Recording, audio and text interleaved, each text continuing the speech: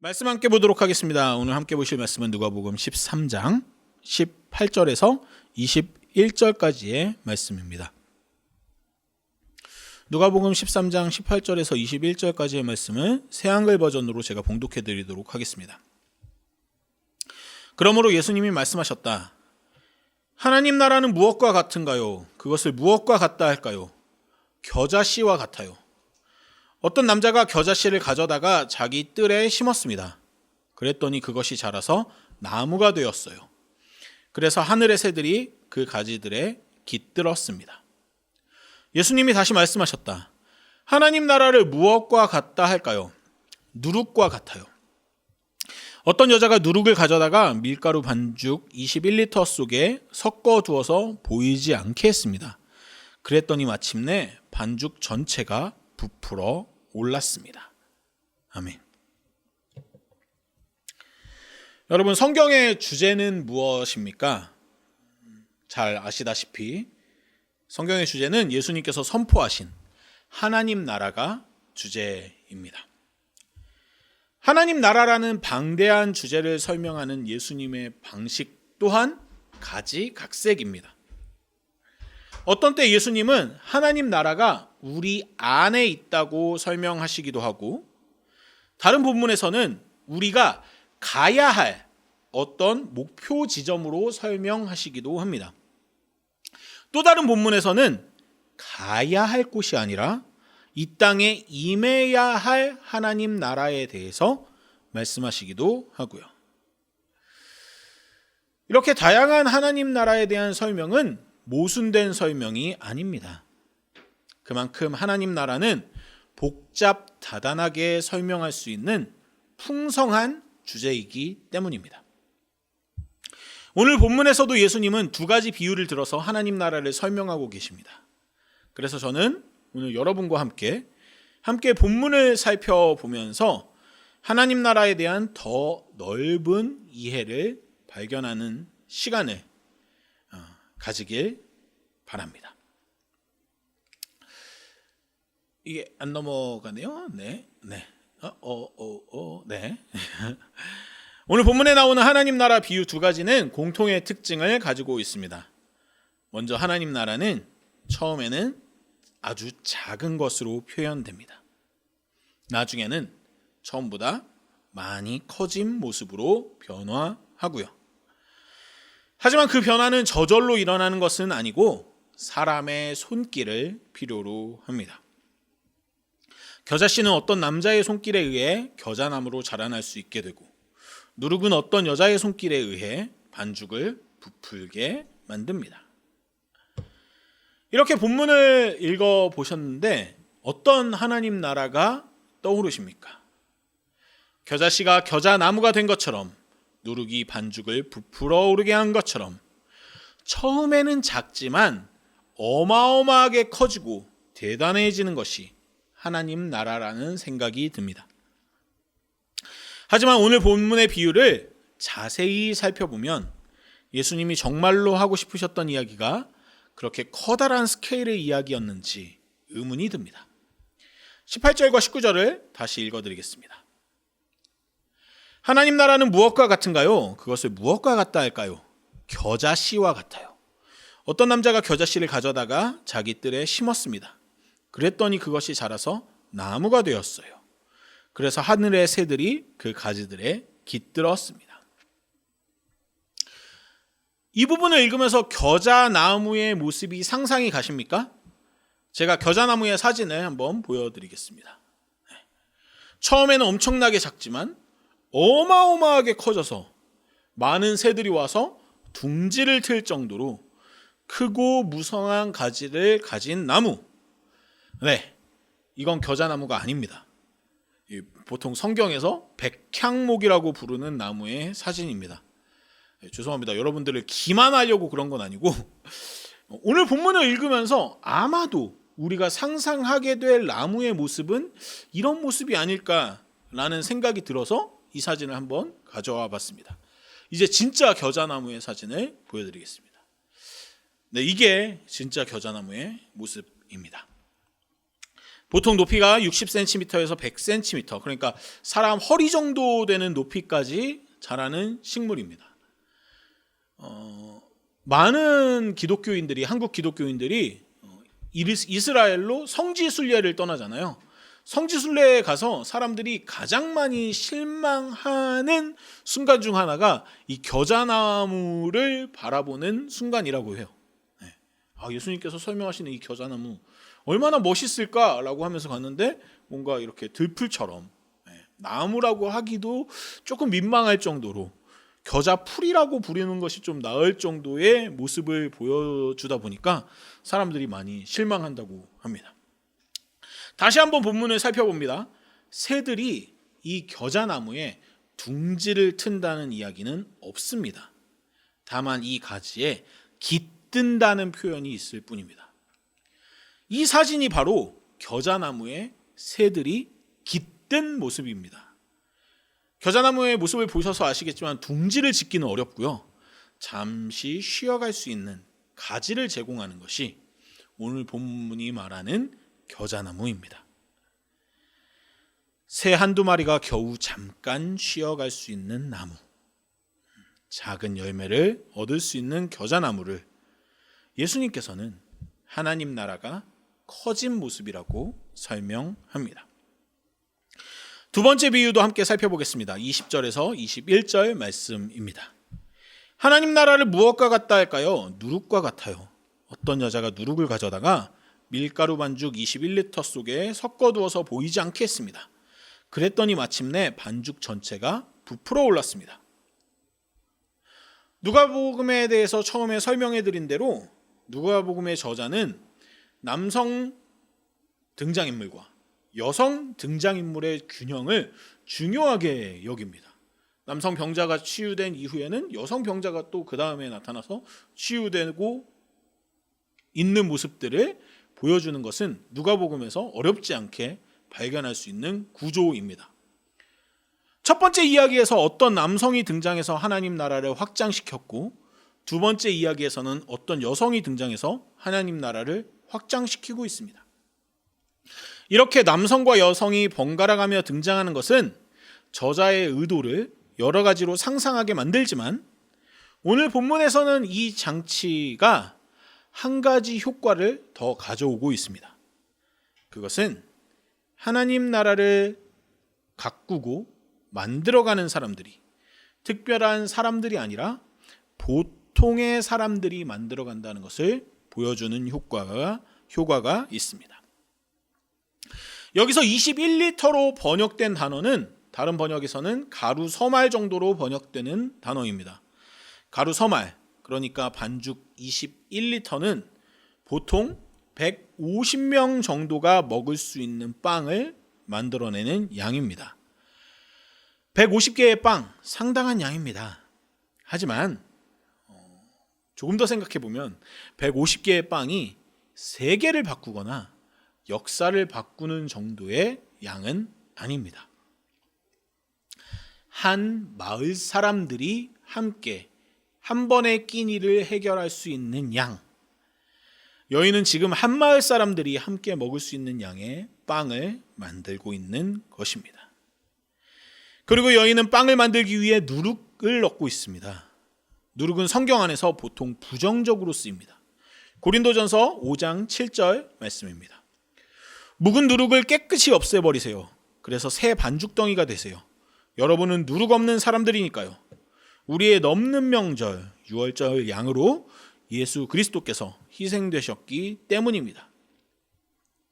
이렇게 바울이 살던 신약시대에도 누룩은 부정적인 의미로 사용되었습니다. 이것은 유대인들의 오랜 전통 때문입니다. 유대인들이 출애굽을 기념하는 유월절에는 누룩을 넣은 유교병을 먹는 것이 아니라 누룩을 빼고 만든 무교병을 먹었습니다. 출애굽기 12장 15절입니다. 7일 동안 너희는 누룩 없는 빵, 무교병을 먹어야 한다. 첫날에 누룩을 집에서 아예 치워버려야 한다.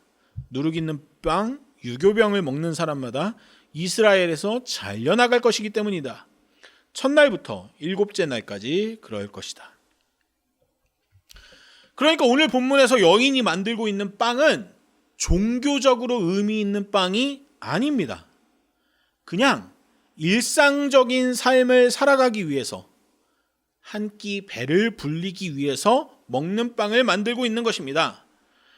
심지어 누룩이 가지고 있는 부정적인 의미를 사람들이 알고 있을 텐데도 일상적으로 소비하는 빵이라는 점을 굳이 구분해서 나타내기 위해서 누룩은 언급되고 있습니다. 사실 겨자나무든 빵을 만드는 일이든 보통 우리가 대단한 일이라고 하는 것과는 거리가 멉니다. 겨자나무는 흔히 볼 수 있는 식물이었고 빵을 만드는 것도 일상적인 행위니까요. 하지만 예수님은 하나님 나라를 설명하기 위해서 이런 비유들을 가져오셨습니다. 뭔가 성경의 주제, 대주제인 하나님 나라라는 단어가 주는 무게를 생각한다면 너무 소소한 비유가 아닌지 생각해 보게 되는 본문입니다. 그런데 사실 곰곰이 생각해 보면 예수님이 이 땅에서 하신 일들도 그리 대단한 일은 아니었습니다. 혹시 오늘 본문 바로 전에 있었던 사건을 기억하십니까? 지난주에 살펴본 내용이죠. 18년 동안 몸을 굽히고 살아갔던 여인을 고치신 사건 말입니다. 그 사건에서도 예수님이 여인을 고치긴 하셨지만 조금 더 생각해 본다면 이런 질문들을 해볼 수 있습니다. 사실 저는 지난주에 설교가 끝난 뒤에 여러분들이 이런 질문을 하실 수도 있겠다는 생각을 했는데 질문이 나오진 않았어요. 예수님, 그렇게 쉽게 고쳐질 수 있는 문제였다면 왜 그 여인이 무려 18년 동안이나 고통받도록 그냥 내버려 두셨습니까? 라는 질문이 나올 법합니다. 더 나아가서 그 여인의 사건에만 머무르는 것이 아니라 그 시선을 확장시켜 본다면 왜 그 여인만 고쳐주셨습니까? 우연히 당신을 만나지 않았다면 그 여인 또한 평생 고통받고 살아갔을 것 아닙니까? 예수님 당신께서 갈릴리에서 예루살렘으로 가는 그 좁은 길, 그 좁은 여정에서 당신을 만난 병자들은 치유받았지만 그 이외의 다른 지역에서 당신을 만나지 못한 병자들은 어떡합니까? 이런 식의 질문들을 해볼 수 있을 것 같습니다. 더 생각해보면 예수님의 사역이라고 한다면 그 사역은 3년이라는 한정된 시간에 불과했습니다. 그 한정된 시간 동안 좁은 지역에서 몇몇 유대인들과 그 지역에 살던 몇몇 이방인들을 고치시고 가르치셨을 뿐입니다. 예수님이 병을 고치신 사람들의 숫자가 몇 명일까요? 정확하게 알 수는 없지만 3년 동안 고치신 사람들의 숫자가 현대 의학을 알고 있는 의사들이 평생을 걸쳐 고치는 병자의 숫자와 비교해 본다면 조금 초라해지지 않을까 생각해 봅니다. 병을 고치신 것뿐만 아니라 오병이어, 칠병이어 사건에서 드러나듯이 몇천 명의 사람들을 먹이신 사건도 일견 대단해 보이지만 잘 생각해 본다면 그들의 배고픔을 영구적으로 해결해 준 것도 아니고 일시적인 단 한 번의 배부름을 주셨을 뿐입니다. 그 사건들이 진정으로 의미를 가지는 것은 세계 역사도 아니고 단지 그 사건의 중심에 있는 인물들에게였습니다. 즉 예수님의 눈 앞에 있는 인물들에게만은 그들의 삶이 송두리째 바뀌는 엄청난 사건이었습니다. 하지만 멀리 보고 큰 그림을 보는 사람들에게는 한정적인 사건일 뿐이죠. 하지만 18년 동안 몸을 굽히고 살았던 여인에게는 그 한 번의 치유가 자기 인생과 존재가 완전히 뒤바뀌는 엄청난 사건이었습니다. 사실 어떠한 역사적 의미도 가지지 못하지만 배고픈 이들에게는 한 끼 식사가 제공되는 것이 또 하나의 구원입니다. 오늘 하나님 나라에 대한 비유도 마찬가지입니다. 그 작디 작은 보이지도 않던 하나님 나라를 키워내도 그 결과물은 어마어마한 것이 아닙니다. 작은 새가 잠시 쉬어갈 수 있는 겨자나무 한 그루가 자라는 것, 한 마을의 사람들이 한 끼 먹을 수 있는 빵, 그 빵이 만들어지는 것도 아니고 그냥 그 빵이 만들어지는 과정, 반죽이 부풀어 오르는 것, 그 정도가 하나님 나라가 커진 결과물입니다. 그 결과물을 있는 그대로 살펴보면 이것이 하나님 나라라고 생각하기엔 너무 보잘것없어서 원래 크기에서 확장된 비율에 집중하고 싶은 유혹이 생깁니다. 아주 작은 것이 아주 커지지 않았느냐고 말하고 싶은 유혹이 생깁니다. 하나님 나라는 겨우 겨자나무 한 그루, 빵 몇 덩이에 있는 것이 아니라고, 아주 작은 것이 엄청난 비율로 확장되고 커지는 것이 바로 하나님 나라라고 이야기하고 싶은 생각이 제게도 생깁니다. 하지만 오늘 설교를 준비하면서 여러 번 오늘 본문을 읽어보지만 오늘 성경은 그렇게 이야기하고 있는 것 같지 않습니다. 정말로 한 사람의 남자가 겨자씨 하나를 심는 것이 하나님 나라를 키우는 일이라고 말합니다. 한 여인이 빵을 만들어가는 그 과정 자체가 하나님 나라를 키우는 일이라고 말합니다. 겨자나무는 조그마한 나무지만 그 나무에서 잠시 쉬는 새에게는 귀한 휴식처가 되어줍니다. 여인이 만드는 빵은 역사를 바꾸지는 못하겠지만 배고픈 한 사람에게는 무엇보다 귀한 보물이 되어줍니다. 제가 여러분들과 함께 웃음교회를 개척하고 나서 가장 자주 했던 고민 중에 하나는 이것입니다. 교회는 하나님 나라를 위해서 존재하는데 우리 교회가 이 땅 가운데 기여할 수 있는 지점이 무엇인지에 대한 고민 말입니다.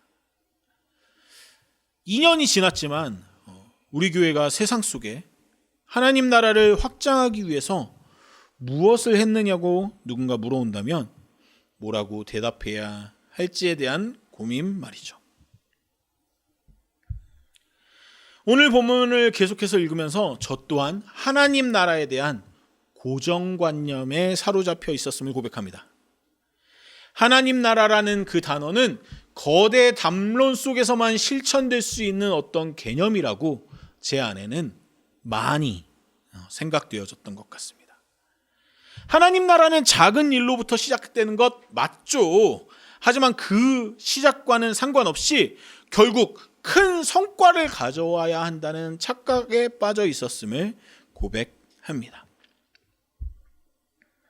하나님 나라는 아주 일상적인 자리에서 바로 내 눈 앞을 살피는 바로 우리의 손길 안에서 시작되고 이루어질 수 있습니다.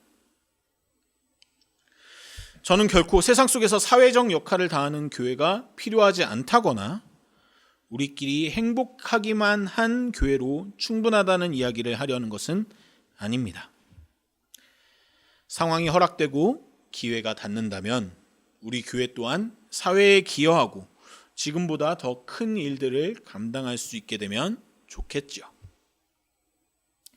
예수님 또한 그런 큰 규모의 하나님 나라에 대해서 다른 본문에서 말씀하고 계시기도 하고요. 하지만 오늘 예수님은 오늘 본문에서는 하나님 나라가 커다란 업적과 규모에만 달려있는 것이 아님을 말씀하십니다. 지금 당장 우리 눈 앞을 살피는 일들이 하나님 나라와 관계된 일이라고 말씀하십니다. 한 사람 한 사람 삶의 이야기를 듣고 그들이 숨을 돌릴 수 있는 자리를 만들어주는 것, 그것이 겨자나무와 같은 작은 자리일지라도 하나님 나라를 확장해가는 일입니다. 오늘 점심 식사를 만드는 과정, 먹었던 자리를 치우는 과정, 설거지를 하는 일들이 하나님 나라를 확장해가는 일입니다. 사람을 배부르게 하고 그 사람이 다시 일어서게 하고 살아갈 수 있는 힘을 주는 어마어마한 일입니다. 저는 우리 함께 웃음교회가 겨자나무 한 그루와 부품 반죽을 무시하지 않는 교회가 되길 원합니다. 한 사람을 쉬게 하고 한 사람을 먹이는 행위를 중요하게 여기는 교회가 되길 원합니다. 사회적 약자들, 우리와는 결이 맞지 않는 사람들, 더 나아가 원수와도 같은 사람들을 사랑하는 것이 하나님의 뜻임을 우리는 충분히 알고 있습니다. 언젠가 우리가 거기까지 나아가고 우리 함께 웃음교회가 하는 일들이 거기까지 확장되길 기다리고 기대합니다.